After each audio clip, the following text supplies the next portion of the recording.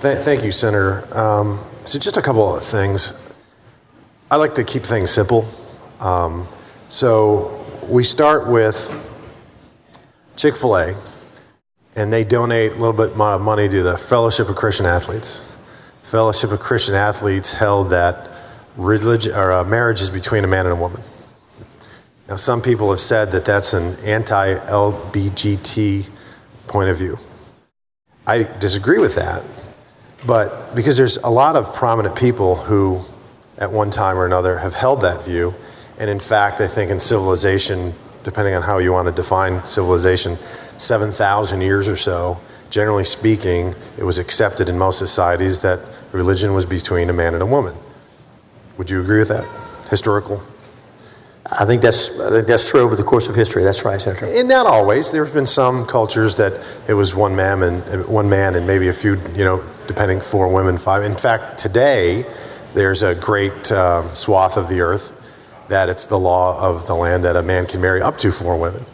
That's never been the case in the United States. It's always one man and one woman. Right. Okay.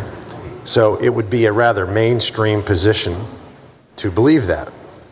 And about half the country or so believed that when the polls were taken, and then half believed that one person should be able to marry whoever they wanted, regardless, same sex or opposite sex. So we're talking about a mainstream position.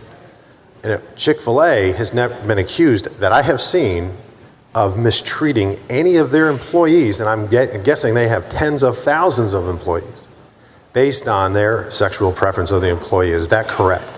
Senator, yes, that's correct. Even Chick-fil-A's opponents will admit that they treat their employees fairly regardless of any of those factors, and I don't think there's any dispute about that. It doesn't get talked about much, but they have a peerless record on the way they treat their employees of all backgrounds, of all lifestyles, and really without consideration of any of those factors. And being patrons on occasion of Chick-fil-A, it's just a very positive environment wherever you are, regardless.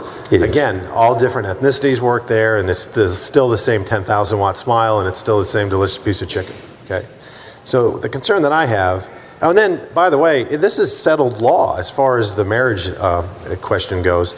Did or did not the Supreme Court rule that one person in the United States can marry any other one person? Yeah, the Supreme Court has ruled on that, and for some years now. So yeah, a few years ago. So it's settled law. It's not even an active, really up for debate any longer. And now we're reaching back and punishing a company because they gave to an organization that believed in something that was very mainstream. In fact, I found it interesting that there's a quote, "Marriage has an historic, religious, and moral content that goes back to the beginning of time, and I think a marriage is a marriage that has always been between a man and a woman." Hillary Clinton said that. Another quote was, "I believe marriage is between a man and a woman. I am not in favor of gay marriage." That was 2008 Barack Obama. Joe Biden said the same thing. So it seems to me it was a rather mainstream position to hold then and now. But again, it's settled law. So the concern that I have is just because somebody disagrees on a political matter does not mean that it is hate, and it does not mean that it is discriminatory. It is merely a disagreement. I served on a city council, and I would be described by most quarters as a pro-life, politically pro-life. If, let's say, an organization came to, when I was on a city council, and wanted to open a store, but they had donated to, let's say, Planned Parenthood, something that I would disagree with on some fronts, I would never presume to deny them a business license because I disagree with them on a political matter. I'm not going to scream and call them names, which I certainly could, but I'm not going to do that. It's about the business. So there's nothing. And by the way, did you know in the Minnesota, Twin Cities Airport, Minnesota, they have 50 concessionaires with restaurants? Because I think one of the gentlemen asked about in San Antonio, he was concerned about the Sunday closures.